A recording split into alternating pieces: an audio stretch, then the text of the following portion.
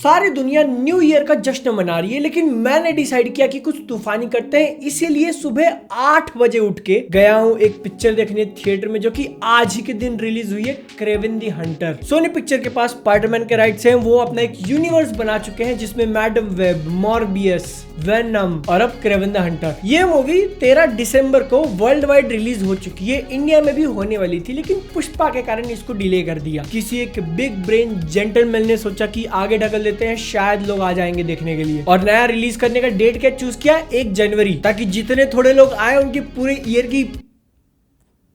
देखो, एक पूरे साल के अंदर बहुत सारी मूवीज देखता हूं मैं, कुछ अपने मन से, कुछ मजबूरी में, जिसमें से कुछ अच्छी होती है, कुछ बुरी होती है, कुछ बहुत खराब। लेकिन इन सब से हटकर थोड़ी हाथ पे गिन सकूं इतनी पिक्चरें आती हैं जिनको देखकर फ्रस्ट्रेशन होता है, अंदर से गुस्सा आती है कि किसको ब्लेम करूं मैं। क्रेवन के केस में तो अपने आप को ब्लेम करना चाहिए, क्योंकि मूवी रिलीज हो चुकी है, ऑलरेडी दुनिया भर ने रिव्यूज दे चुके हैं। पहले से पता था कि शायद खराब होगी, शायद, लेकिन अंदर का कीड़ा बोलता है गया 31 तेल लेने के लिए, तू सुबह 8 बजे उठ, 1 घंटा ट्रैवल करके जा, 9 बजे का शो देख। अब इतना कष्ट करना पड़ता है, एक सब्सक्राइब तो कर दो। क्योंकि ये मूवी क्रेवन द हंटर क्या है, सरदर्द। नींद बहुत जोर से आ रही है मुझे, लेकिन सो नहीं सकता हूँ, खुद को जगाए रख रहा हूँ फोकस करके कि एक्चुअली स्टोरी का कुछ समझ में आएगा। इस ड्युअलिटी खींचत आने के कारण फट गया। आयरनी के मजे तो अब लूंगा मैं उन लोगों का रिएक्शन देखकर। जब इसी क्रेवन का पहला टीजर ट्रेलर आया था तो देखकर कुछ भोले भाले सोल्स ऑप्टिमिस्टिक हो गए थे कि भाई अच्छा लग रहा है, मे भी एक अच्छी पिक्चर बना सकते हैं। डायरेक्टर ने भी बोला था कि पहले जो कुछ भी आ चुका है उसको छोड़ के हमको एक चांस दो, एक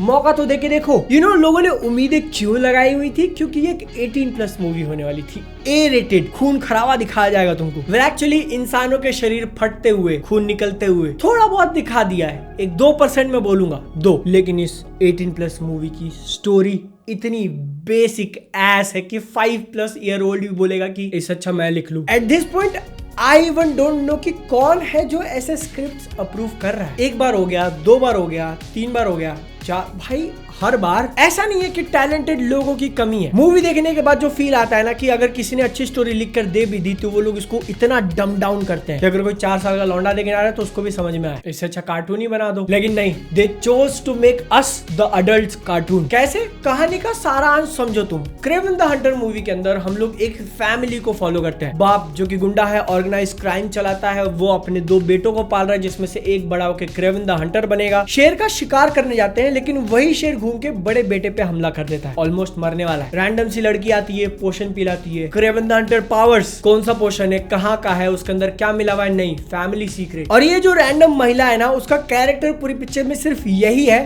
कि आएगी, पोषण पिलाएगी। नॉट गॉना लाई, देखकर तो ऐसा भी लग रहा था कि इन दोनों के बीच में कहीं रोमांस सीन डाला हुआ है, जिसको कट कर दिया। और कट करने से याद है कि ये कई जगहों पे मूवी में फील होता है कि उन्होंने उड़ा दिया, सीन्स लिखे हुए उड़ा दिए। आई डोंट नो इसको मैं क्लेवर बोलूं या फिर उसका अपोजिट। लेट्स से स्टोरी के अंदर A के बाद B होना है, B के बाद C होना है। वो लोग अपने डायरेक्ट A से C दिखा देते, B तुम अज्यूम कर लो हो चुका है, जिसको डेफिनेटली बाकी मूवीज के अंदर स्मार्ट डिसीजन बोलेंगे। लेकिन यहाँ पर लगता है कि भाई हो चुका है, कहीं मैं सो गया था क्या, कुछ मिस कर दिया मैंने। इनकम्प्लीट वाली फील आती है पूरी पिक्चर के अंदर। स्टोरी के अंदर कुछ भी रैंडम मोमेंट ऐसे एकदम से खड़ा होगा, फिर पिक्चर वहां से आगे थोड़ी देर चलेगी, फिर कुछ रैंडम चीज होगी, फिर आगे कहीं और जाएगी। ये फिर भी ठीक है, लेकिन जब एक कहानी तुम बताते हो तो उसके एंड में कोई मीनिंग होता है, कोई एक पर्पस होता है कि क्यों बता रहे हो, क्या सिखाना चाहते हो लोगों को, क्या दिखाने का मकसद, कुछ नहीं। यहाँ पर there is no purpose, like nothing at all. मेरा अंदर से बहुत मन कर रहा है कि पिक्चर का एक थोड़ा सा स्पॉइलर दे दो तुमको। अगर नहीं चाहिए तो आगे 5-10 सेकंड स्किप कर लो। क्रेवन का बाप जंगलों में कैंपिंग कर रहा होता है और वो अपने बेटे को देख के सरप्राइज हो जाता है कि तूने मुझे कैसे ढूंढा। जिसके बाद बेटा एक भालू के हाथों मारने के लिए छोड़ देता है अपने बाप को। 5 मिनट बाद बताते हैं कि उसके बाप ने उसके लिए गिफ्ट छोड़ा हुआ है। हाउ? उसको कैसे पता था कि मैं मरने वाला हूँ? और वो गिफ्ट क्या होता है? क्रेवन का कोट, जो तुम इस पोस्टर में उसको पहनते हुए देख रहे हो, वो पिक्चर के एंड में जाके। और अगर मेरी बोली हुई इस स्टोरी पॉइंट के अंदर तुमको थोड़ा भी सेंस बना रहा है ना, उसको दिखाने में बिल्कुल भी नहीं है। इसी मूवी के पहले 8 मिनट उन्होंने YouTube के ऊपर फ्री में अवेलेबल करा दिए थे, जिसको देखकर मुझे लग रहा था, मैंने वीडियो बनाई थी उसके अंदर पॉइंट भी किया था कि एक्शन के बीच में कुछ कुछ शॉट्स मिसिंग है, और सिर्फ ओपनिंग शॉट में नहीं बल्कि पूरी पिक्चर में। लेकिन देखो फिर भी कुछ चीजें थी जो काम करी। ऑनेस्टी के साथ बता रहा हूँ। पहला सीन जो अपने को दिखाया जाता है अडल्ट क्रेवन और उसके पापा रसल क्रो का जो कैरेक्टर है उनके बीच में, वो थोड़ा इंटरेस्टिंग जरूर लग रहा था, लेकिन एकदम से ऐसा काट देते हैं। फिर उसके बाद एक चेस सीक्वेंस है, सिटी के अंदर होता है, जिसमें क्रेवन गाड़ी के अंदर घुसने की कोशिश कर रहा है, वो इंटेंस था। एरन टेलर जॉनसन की बॉडी बहुत गजब की लगी मुझे, 6 पैक जो बनाया है। मूवी का CGI भी अच्छा नहीं बोलूंगा मैं, काफी जगहों पे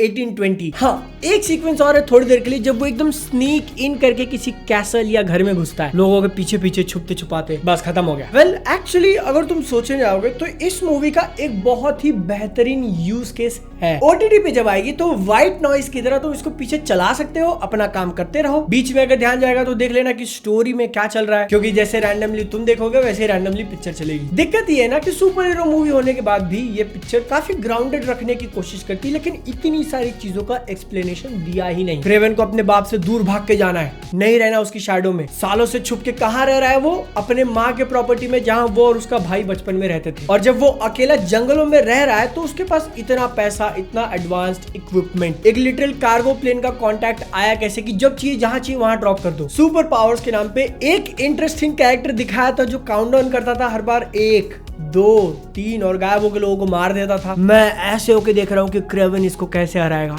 इतना चूमतिया तरीके से मारा है उसको। पूरी पिक्चर की हालत उस एक सीन के अंदर पता चल गई। और जब ये मूवी खत्म होती है तब अंदर से थोड़ा अच्छा लग रहा था, क्रेडिट्स आ रहे थे। मैंने खुद से क्वेश्चन किया कि पोस्ट क्रेडिट सीन के लिए रुकूं या नहीं।